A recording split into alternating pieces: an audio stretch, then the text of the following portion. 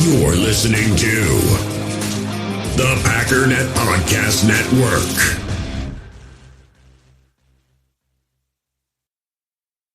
U.S. Cellular has noticed the way we use our phones has gotten ironic. We try to put our phones down for dinner, but the menu's on a QR code. That's ironic. We hit like on social posts that we don't actually like, which is ironic.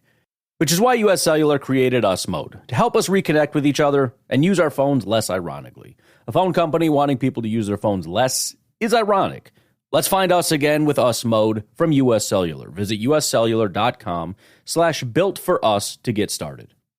You're a podcast listener, and this is a podcast ad. Reach great listeners like yourself with podcast advertising from Lips and Ads. Choose from hundreds of top podcasts offering host endorsements, or run a reproduced ad like this one across thousands of shows to reach your target audience with Lips and Ads. Go to lipsandads.com now. That's LIBSYN ads.com. All right, got that. All right. Emilio, you go when you got to go, big dog. You just hop off anytime. Gotcha. So another comment that Jeff Hafley made here, let's pull it up. So they asked Jeff Hafley, would you prefer to call the plays on the field or in the box? You guys know my perspective or my opinion has always been, I want to call it from the box. I want to see all the pieces of the puzzle. And they, well, you got to be down there with your players and you got to be in the mix and feedback. BS. You, back to what we said about Mike Holmgren, you spend all week putting a game plan together, right? And then all of a sudden you get caught up in the emotion of the game on the sideline, and now you start to deviate away from what you and your whole staff spent countless hours determining was the proper game plan. That's how you get yourself in trouble. So when you're in the box, you're up away from that, right? Let's see what Jeff Hafley's answer was. Would he rather call the plays in the box or on the field? What's your preference for calling plays from down on the field or up in the box? I like to be up in the box right now. That's where I was in the preseason games. I've been on the field the last couple of years. Obviously, they didn't let me up there, but it's calm, quiet. I can kind of let everything out. You take the emotions out of it a little bit, which sometimes good and bad. It's nice to be around the players when you get excited and the guys get excited and to get them going and to calm them down and to talk to them. So I do think there's pluses and minuses to that. So there's part of me that likes to be involved with that aspect of it and be around the guys. But I think from calling it, setting stuff up, having your notes, setting the next series up, looking at the iPad, kind of having time to study while the offense is on the field and really get thoughts for the next possession, kind of self-scout yourself a little bit too and see what you've done, what has been good against you, what has worked for us. I just think you can get more accomplished from that standpoint. But I understand why people want to be down on the field too. There's moments that I want to be down.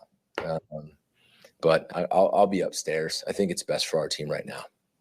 There you go. So, Emilio, this dude, he answers every question with 3 or 4 answers. It's like, here's the answer. Here's why I answered it that way. Yep. And here's another little nugget to go with why I answered it that way. And that's how he's been and that's how he's been teaching the whole defense this whole offseason. Yep. Like absolutely, we are blessed to have him here. I like what Tool for this said. He said Hafley seems like a sideline energy guy, so it speaks volumes that he prefers his lab. Yes. He knows what he needs. And, I mean, think about it. You're standing on the sideline. You're not going to be able to have an iPad, a pen, your stack of papers to the right, your stack of papers to the left, the other TV you got right in front of you because you're watching the last series of the Eagles. You know what I mean? Like, you literally could have we could have your setup, right, with let's get 12 different screens around us. And make sure that we can see every bit of this field. But just seeing it from the aerial, you can plan everything out. Like you said, you can see the whole play develop. You got all 22 all game long. And the only thing you're missing out on is like Ron was talking here, you're not going to have the interaction with the players, but you got to have the assistants keep the guys fired up. And that's why we got camp. And that's why we have everyone else down there. You don't think he's going to be able to get somebody fired up during a game? Right. So Emilio was talking about my setup. Here's the setup. We got a way too expensive curved monitor that I'm staring at right now. And then right here, you've got, I think it's a 48-inch flat screen TV. So typically, when I'm doing stuff, I've got a 75-inch on the wall over here. Right? It's got turned on maybe 10 times since I've had it, right? Because I'm right here on this little TV watching the Packers game. So I've got everything I need with the monitor. I can tweet during the game. I can, replay everything right here on the monitor. But then when the Packers aren't playing, that's when you kick over there onto the couch, take a little nappy nap. Pick the feet up. Mm-hmm. Fall asleep watching how bad the Bears offense runs. You know what I'm saying? That type of thing. So it is a pretty cool setup, though. And it was all made possible by Mandy. That's for sure. She gave me permission. That's what that left down to. Exactly. So all right. Another comment from Jeff Hafley. Last one we got. This is the one that got everybody fired up. They were kind of asking him, about leading up to his first game as defensive coordinator. And again, when you're talking to the media, you're talking to your team. Listen to this response as Jeff Hafley talks about letting it rip. Winning your first game calling plays in the NFL, is that exciting, nervous? What are your emotions going into it? I'm excited. You put in a lot of work, a lot of time, and it's not just me. It's really the whole staff, right? Everything that we've been working forward from the moment we got hired and we sat down, we spent a long off season together. We went through OTAs, we got through training camp, we pieced it together, what we wanted, what we liked, what we focus on his eyes. Look how intense he is right now. Mm-hmm. He's talking about the work right now. didn't like. A lot of hours of different thoughts and ideas and going through training camp and seeing what we liked against Matt. And then obviously in the limited time we had in the preseason games. And now we're in the process of piecing it all together and having a game plan. And I mean, for me, it's like this. It's just like I talk to the players, and I mean this. We're going to work really hard up until the time we kick off, and my sheet's going to be in front of me, and I'm going to let it rip. And we're going to call it. We're going to play fast, and we're going to be physical, and I'm not going to hesitate on the call. We're going to get it in quickly to the quay so they can look out and see what the offense is coming out in, and we can go line up and play. Once that starts, maybe I'll be a little anxious before kickoff, but we're going to work to the point where we're prepared. I trust the players. I trust the staff, and I just got to go call it, and they got to go play and execute. And I cannot wait for that to happen. I love it, dude. I love it. You know what I thought of immediately when I heard him say that? The old Bill Parcells.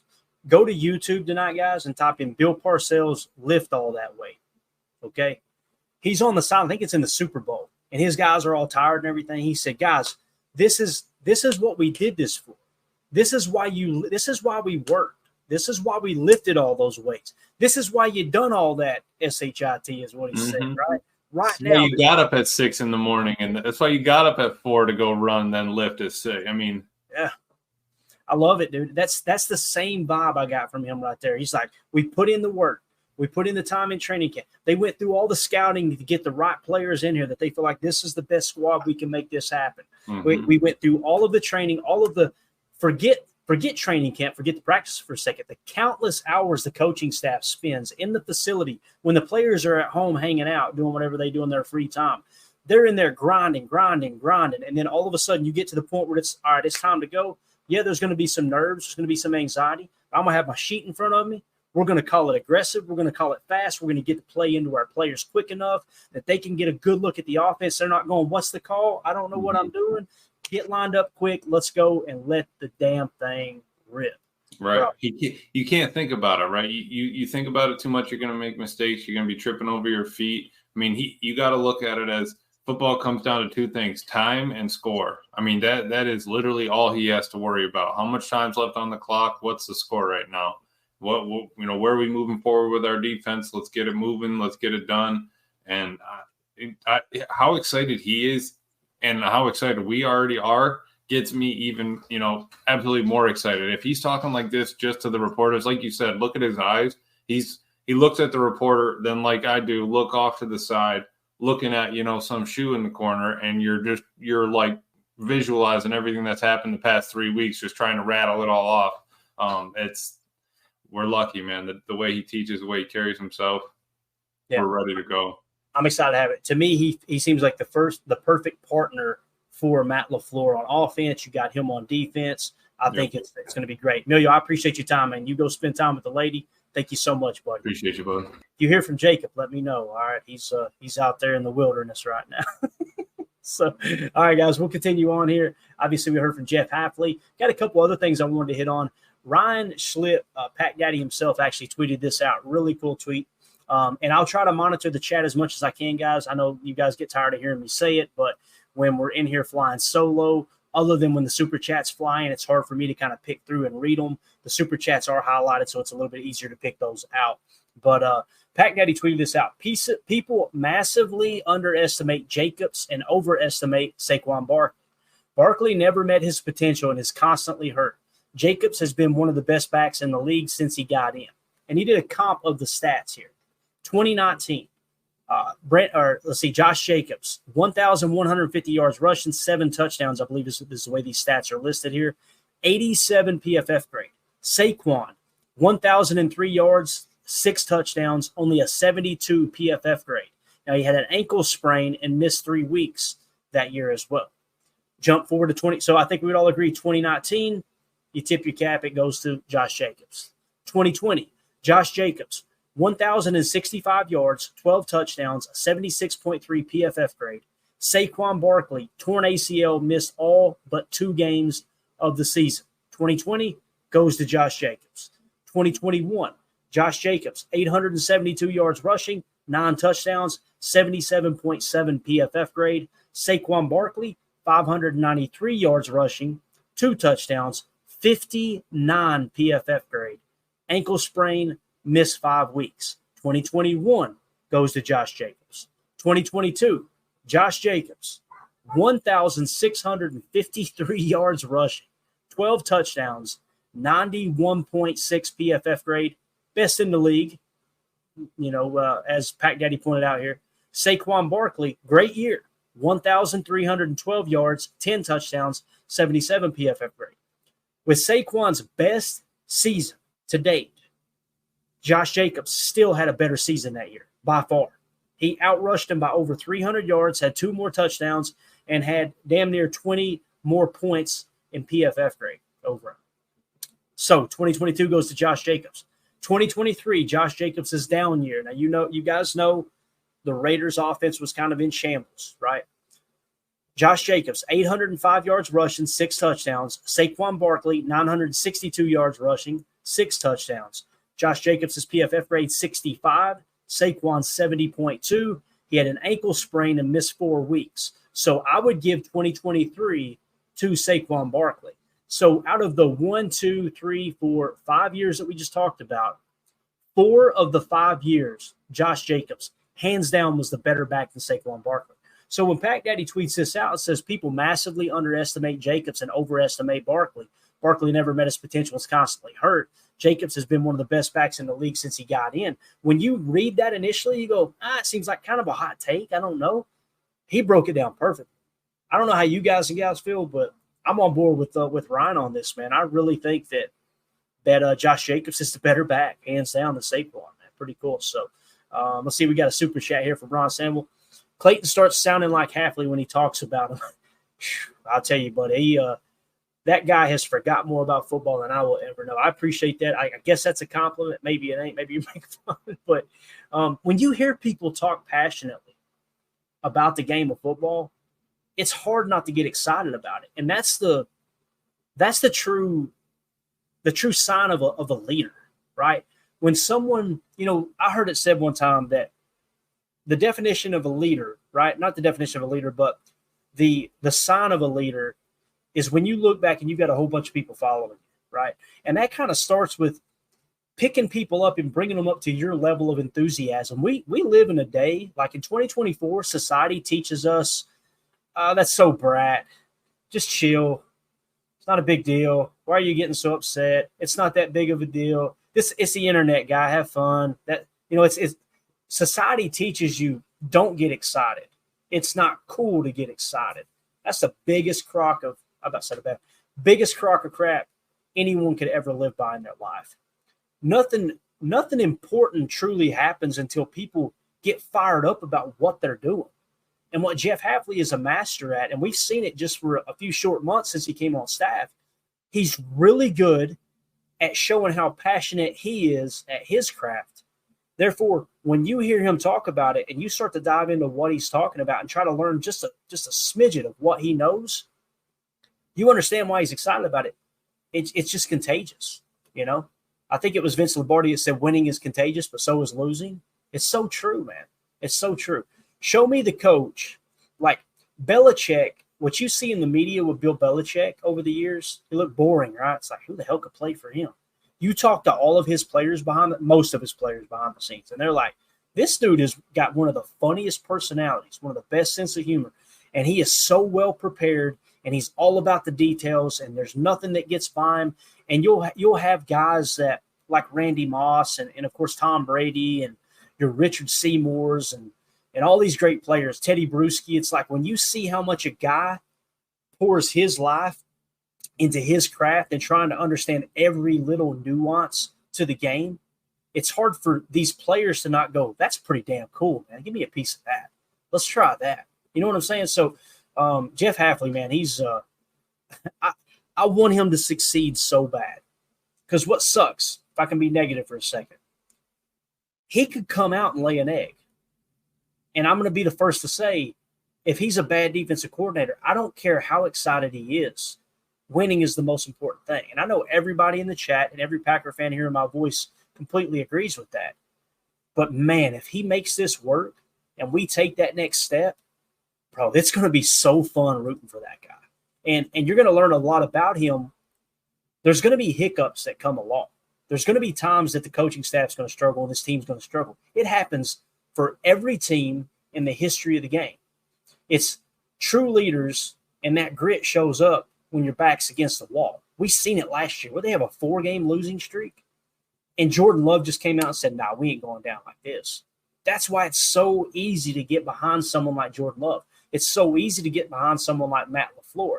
I know there was a lot of talk yesterday, and thank you for the super chat, Ron. Appreciate you, buddy. There was a lot of talk yesterday about Matt LaFleur throwing Rich Bisaccia under the bus. He kind of took a shot at Rich. You need to ask Rich that question. Ask Rich about that. And listen, I'm not going to mention any names, but there were several podcasters that were like, man, there's a problem with this and that. And then they get a chance to ask Rich Bisaccia questions, and not one of them had the balls to ask him about that specific situation. Spent their whole programs talking about it.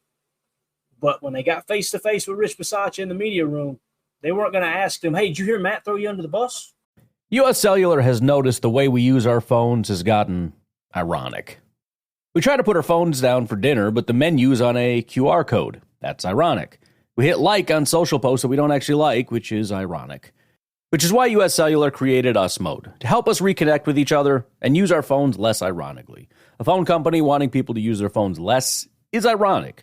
Let's find us again with Us Mode from U.S. Cellular. Visit uscellular.com/built-for-us to get started.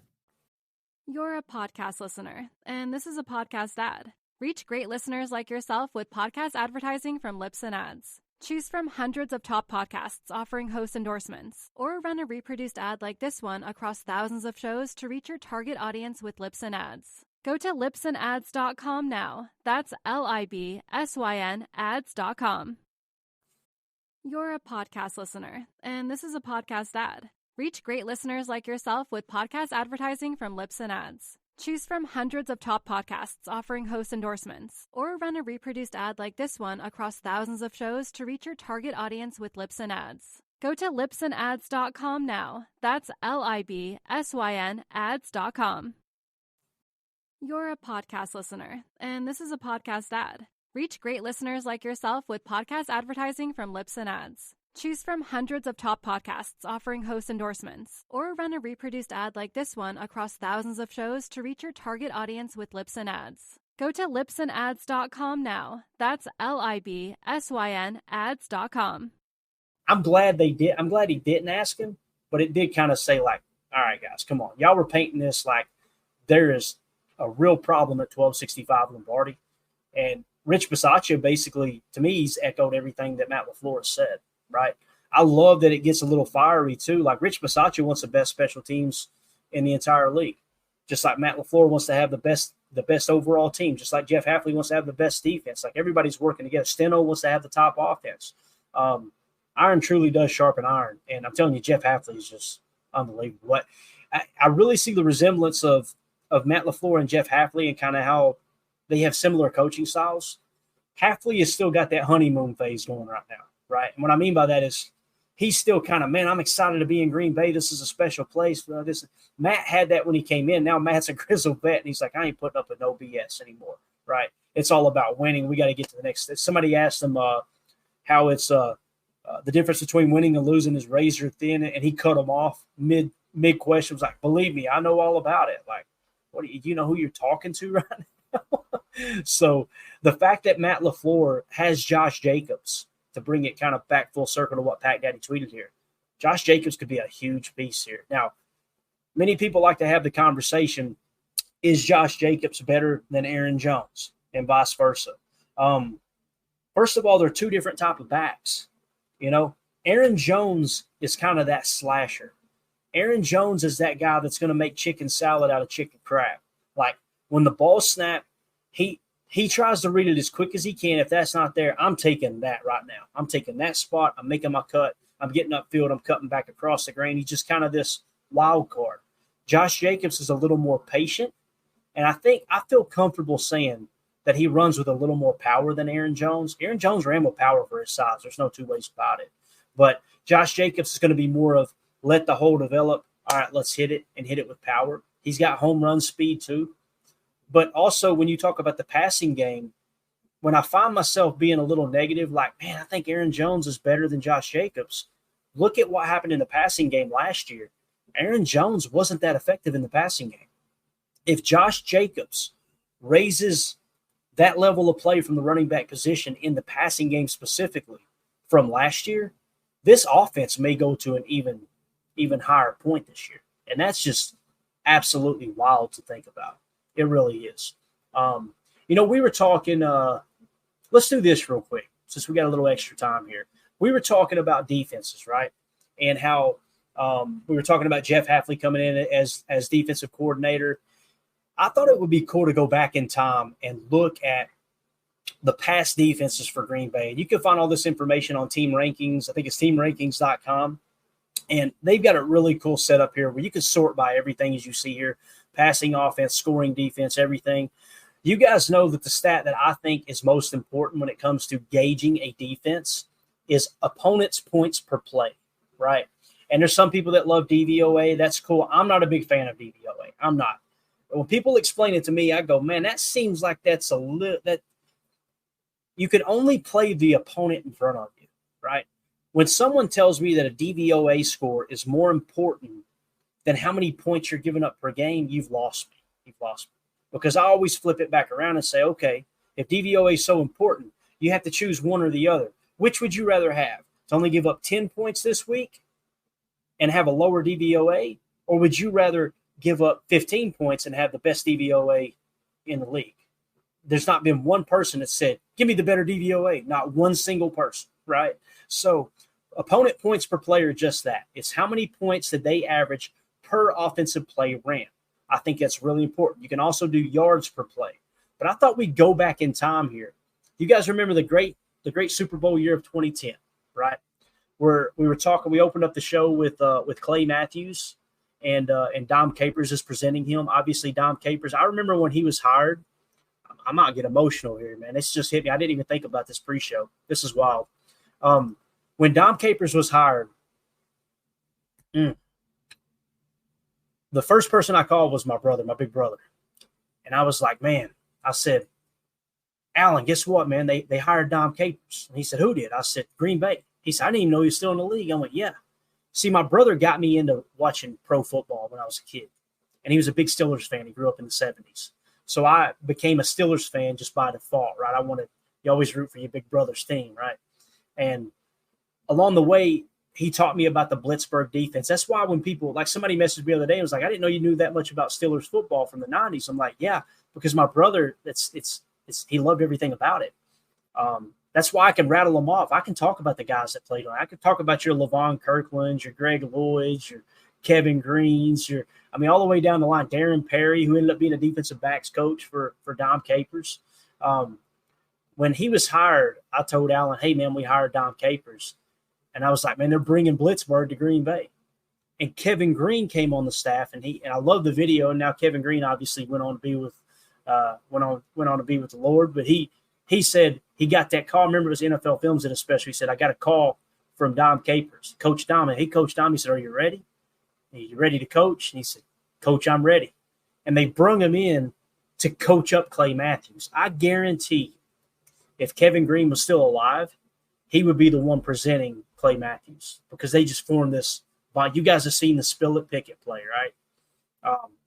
It was just so cool to see them usher in Blitzburg in the 34 zone blitz defense into Green Bay.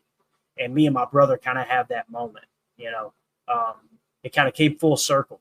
And when they played Pittsburgh that year in 2010 in the Super Bowl, it might have been technically 2011, I believe it was. I may be getting the years mixed up here a little bit. But my brother called me that morning. He said, "Hey, man, I just want you to know I'm rooting for Green Bay today, man. I hope they get them." Because they had already, won, I think, a couple at that point, which is really cool. Pittsburgh had. So it was just a cool moment. But anyway, let's go down memory lane here real quick. Dom Capers in Green Bay in 2010. Look at his points per play. He led the league at .262. Look behind him. Pittsburgh, who was still running the zone blitz defense, the 34 zone blitz defense, which at the time was, God, his name escapes me. I can't believe this. Dick LeBeau. I think it's Dick LeBeau was his name, if I remember correctly. So you have Baltimore. Guess what they ran? They ran a multiple defense, but it was a 34 blitz-heavy defense, right? Chicago, I think, was in the Tampa 2 at the time, right? I can't believe I remember some of these. I can't remember what Tennessee runs. There you go. And then, of course, Bill Belichick always run his hybrid defense, which was built like a 34, but he wanted his outside linebackers to be able to play coverage so he could shift to a 4-3 at any moment to give himself a current advantage. But Green Bay led the way in 2010 at .262. So let's go to 2011 now. 2011, San Francisco at .246.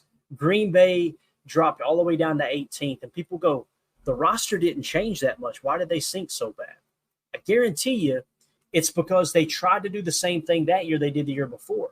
And it's not necessarily a mistake because if something works, you stick with it until it's proven that it doesn't work, right? And the league is so cyclical, and it's such a copycat league, and you've got all this game tape that you can really attack defenses and be able to kind of break them down to a T. That's what happens in the league. That's why, like Ryan points out on his podcast, I've heard him do it several times, where it's like your defense will play really well one year, and then the next year it'll fall off, and then it'll come back. That's why it's so rare that you have teams like Kansas City here lately with Spags that's really just been very consistent because teams catch on and you've got to be able to adjust, right? And that was Joe Barry's big knock is he just refused to adjust. Now, was it him? Was it Matt? I don't know. They said that they adjusted toward the second half of the season, and it was Matt. But nonetheless, in 2011, Green Bay finished 18th in points per play. And do you think it's any coincidence that in 2010 they had, for the people that say opponent points per play don't matter, isn't it wild that the team that led in points per play on defense were the ones that won the Super Bowl? Funny how that works. And, oh, by the way, the team that they played in the Super Bowl was number 2. You see what I'm saying? So, anyway, let's move on to 2012. I just want to rattle these off real quick. In 2012, look what you got, guys. The defense that we're getting ready to install, it's not Pete Carroll's cover 3 buzz to a T. It's not the Legion of Boom defense. But that's the tree that it comes from. It's from that family of that defense, right? That's where Robert Saleh came from, goes to San Fran. Jeff Hafley coached with him in San Fran. Half ends up going on to Ohio State, and then, of course, Boston College. You've got Saleh, who goes to the New York Jets. Then you've got DeMeco Ryans that kind of comes up through the ranks. He takes over that same style of defense in San Francisco. Now he's in Houston. So you're starting to see Seattle burst onto the scene now with the Legion of Boom. .267. You had Chicago that had a phenomenal year that year, running their normal Tampa 2. I think that was still under Lovey, if I remember correctly. You see San Francisco starting to really take off again.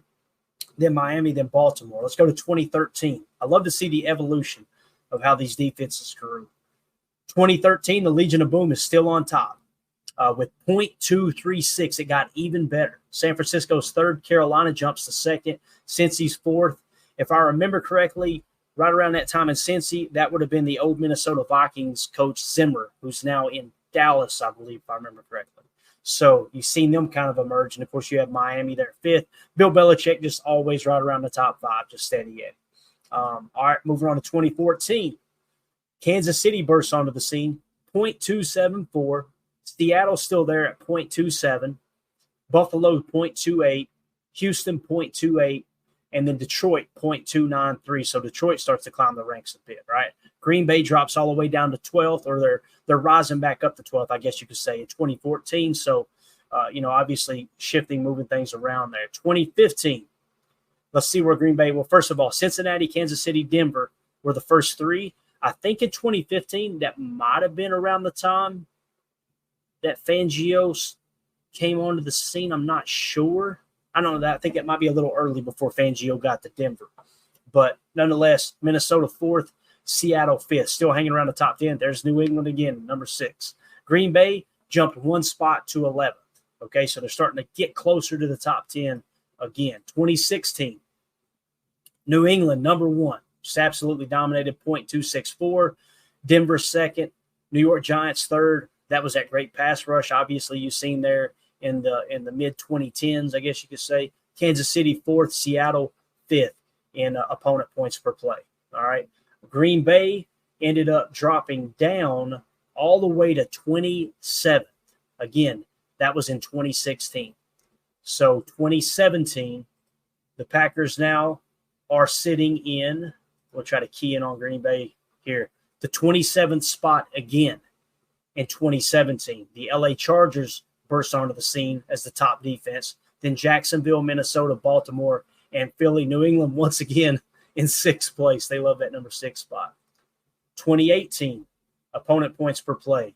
Chicago, number 1. Baltimore 2, Tennessee 3, Houston 4, Jacksonville 5. And then Green Bay climbed up to 22nd.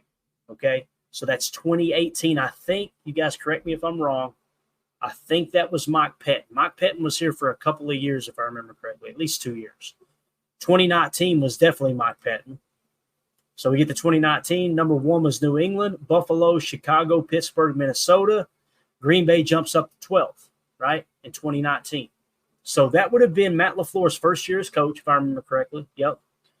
And remember, they decided to keep Mike Pettin on, and that's the famous quote that Rodgers said, "We got us a defense," right? They jumped all the way to 12th that year. 2020. In 2020, it was Baltimore, the Rams, and this is where the Fangio system really takes over, right? They're running the Fangio scheme in LA, and people absolutely love it. Baltimore keeps doing what they're doing. Washington, then you got Tampa, then you got Miami, okay? Green Bay dropped down to 16th. And then, of course, I believe that's the year that they let Pettin go, if I remember correctly. He had 1 year with Matt LaFleur. So they let him go. So this is Joe Barry's first year, I'm assuming. I think that's right. Finished 16th in points per play. All right. 2021. Actually, 2021 might have been Joe Barry. I may be getting those mixed up. Number 1, Buffalo, Seattle, Denver. That's Vic Fangio. Okay. Number 4, New Orleans. Number 5, New England. You see New England just continuing to stay. It's amazing that they've stayed steady in defense for 2 freaking decades. It's just wild. Green Bay sitting around the 15th spot. All right. And again, that was in 2021. Not horrible, not in the bottom half of the league, right? Definitely not a championship defense, though. 2022, you got San Francisco. Now think about that. San Francisco, I think that was D'Amico Ryans, if I remember correctly, 2022. Yeah, last year was his first year in Houston. So you've still got that kind of Robert Saleh style defense, which comes from that old school Pete Carroll cover 3 buzz look, right? So you've got San Francisco. They ran that defense, the defense that were essentially the skeleton of what we're going to be running this year. We'll see how close Hafley plays to the solid defense or if he kind of goes with his own mold. But San Francisco was 1. The Jets were 2. Dallas was 3. Buffalo 4. Baltimore 5. New England 7th. And, of course, Green Bay in 2022 in points per play drops down to 25th, right? Now, 2023, you've got Green Bay jumps all the way to 12th. Number 1 was Baltimore, Kansas City, San Francisco, Tampa Bay, Las Vegas, then New Orleans. The Jets dropped down to 9th. I know some people like to say, okay, well, their offense is absolute cheeks. That's why they struggled so much. I guess there's a valid argument to be made there to a certain extent. But Green Bay jumps to 12th. This is when I was going, guys, this ain't that bad. Like, we finished 12th in points per game. Now, the problem was people were talking about the long sustained drives, right? And to me, the real issue was the lack of turnovers. So I go through all of those just to kind of talk about the evolution of defense. Where was Green Bay year in and year out? What defense has been sustainable, right? And one of those defenses is the defense that we're in now with this Pete Carroll type defense, old school Legion of Boom style, right? And again, it's not just a cover 3 buzz, but it's coached up the same way. Those this right here that I pulled up about talking about the linebackers and their specific responsibilities and how they run the 4-3 over, the under, the bear, what the Mike's responsibility is with the Sam, the wheel. This is from 2022, that article was. So this is really recent, all right? Like the 4-3 over.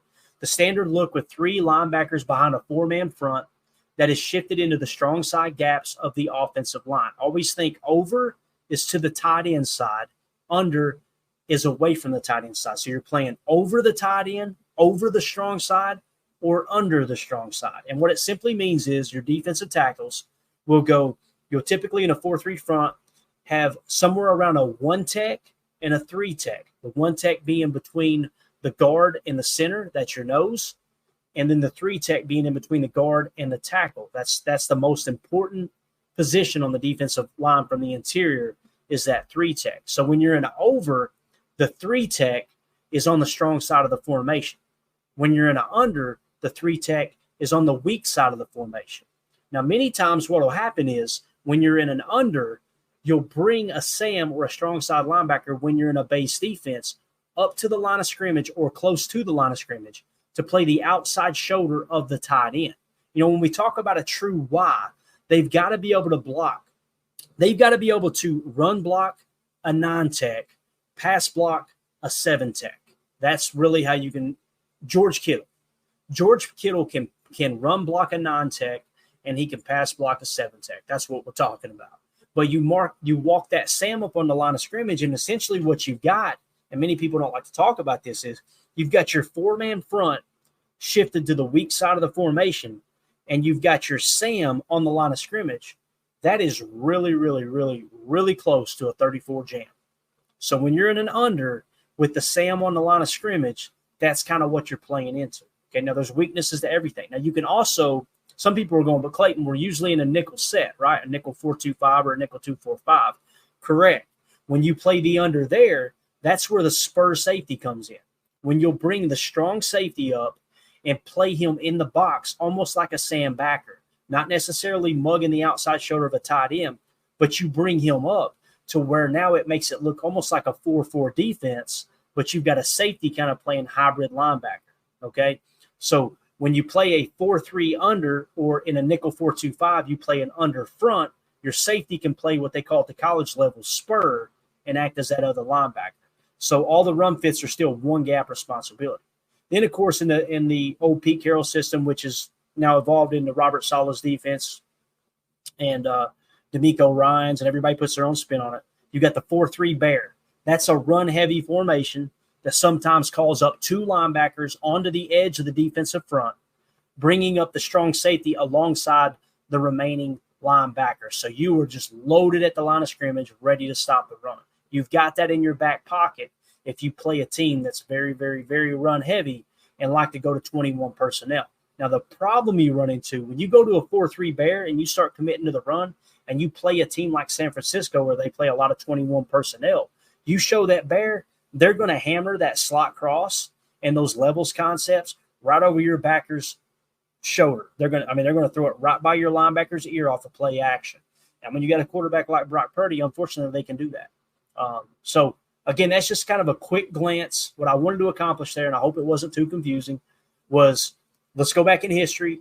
Here's where all these defenses kind of ranked. All right. Here's more or less the evolution of defense, but more specifically of the Pete Carroll cover 3 buzz that has evolved into the Robert Saleh 4-3 defense of an over and under and a bear look for the majority of the time, although you're in a nickel a large majority of the time, right? The nickel 4-2-5. Now, you got to have the dogs to run it.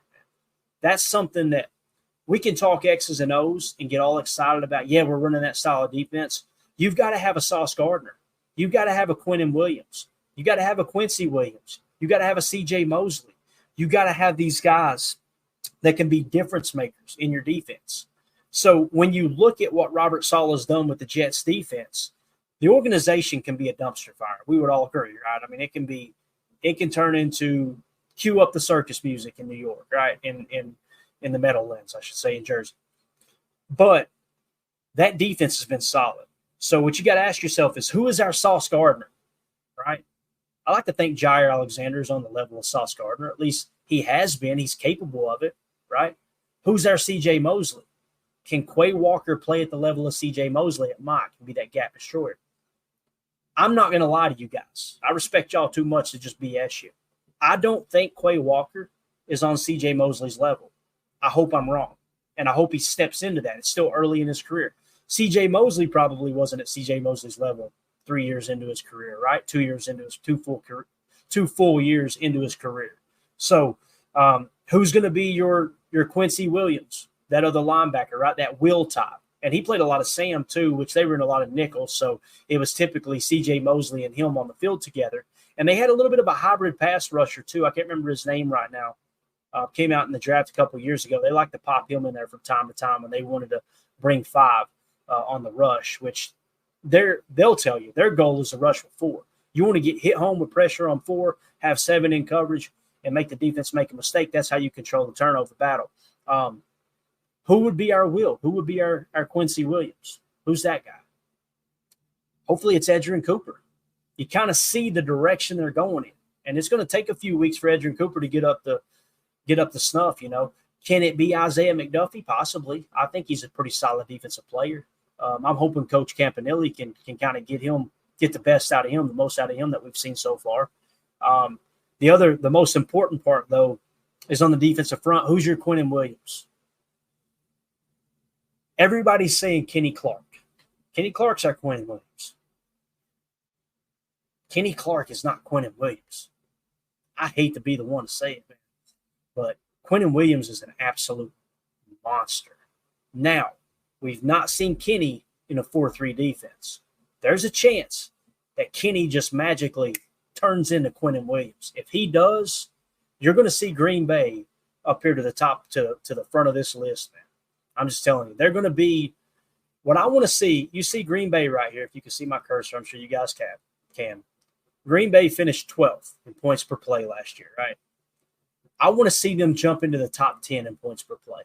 If they jump into the top 10 in points per play, and let's say we get 4 to 6 more turnovers than we did last year. We dropped 7 interceptions as a defense last year. And I've been very vocal. That's not on the defensive coordinator, right? That's your players just not making plays. Quay had several drops, although he had an awesome interception in week 1. That's what I want to see more of. We've seen Ja drop interceptions. We've seen Savage drop plenty of interceptions. There was a lot of dropped interceptions last year. If we can get that turnover up another 4 to 6 in turnovers and just climb up just a touch and control this points per play and get inside the top 10, and if Jordan continues to protect the football like he did in the second half of the season last year, bro, sky's the freaking limit. It's I'm excited. Like Hafley said, I'm excited about this year, man, no doubt about it. So with that being said, again, guys, I'm sorry to neglect the chat. It's tough to keep up with it when you're trying to not have dead air while you're reading chats and all that stuff. But yeah, it's gonna be a fun year. But thank y'all for being patient with me in here tonight. Jacob had stuff to do. Tim's out of town, and obviously Emilio had to get off here at the normal time. But we definitely wanted to try to put together a longer episode if possible. So yeah. With that being said, just want to give a quick shout out to United Bates. Thank you for the super chat, buddy. And I agree, Emilio is awesome. Had to take a phone call, and he just absolutely crushed it. Also, thank you to Ron Samble. Appreciate the super chat there, buddy. Thank you for the kind words. And I'm looking forward to this season, man, and us kind of learning as we go along together. If you guys and gals would do a quick favor for me, hit that like button. The channel is doing great. It's humbling how many people have interacted and kind of jumped on board with us, because in the name Packers Total Access or Packer Fan Total Access, that's exactly what we wanted it to be. It was a bunch of Packer fans coming together, keeping the chat positive, having a good time, learning ball together, and just creating an environment that other people want to be a part of. And y'all are the ones that have made that happen. The Patreon group has actually just been absolutely phenomenal. I know the YouTube member list is blowing up. It's going to be a great year. I'm really excited. I mean, tomorrow we're 1 week away from week 1 matchup, Packers-Eagles. We're going to be here for a pregame show. We're going to be here for the postgame show. We're going to be doing Chalk Talk the following week. We'll be going live every single day. I can't wait to get to November because that's when my workload slows down. My businesses really taper off, and we'll be doing multiple shows. There'll probably be days that I do 3 shows a day, to be honest with you. I'll wake up, grab a cup of coffee, come up here with bed head, and go, all right, what are we talking about today, guys? And then around noon, grab a little lunch, go, let's go talk some more ball. And then we'll do our normal PTA live at night. So it's going to be a fun year, man. It's going to be an absolutely fun year. So, again, if you guys would just hit that like button on the way out, appreciate y'all. For those of you listening on the pod, thank you for making us a part of your day. No show tomorrow, okay? Got Friday Night Lights going to my nephew's ball game tomorrow. So we'll be out of the loop there. I'm going to do a show early Saturday and possibly midday Saturday, and then me and Mandy are going to grab dinner Saturday night. So we'll give you multiple shows Saturday, and then Sunday we'll be back for PTA Live at night, probably do a morning show too. So there'll be plenty of content rolling out. We got plenty to talk about. I've got a ton of stuff I want to hit on offensively through Bobby Peters' book to kind of break down what the Packers did really well last year, what they're trying to accomplish. We got a ton of stuff. So, again, everybody on the pod, thank you so much. We appreciate y'all's support. As always, let's go out and be the change we want to see in the world, and go Pack Go.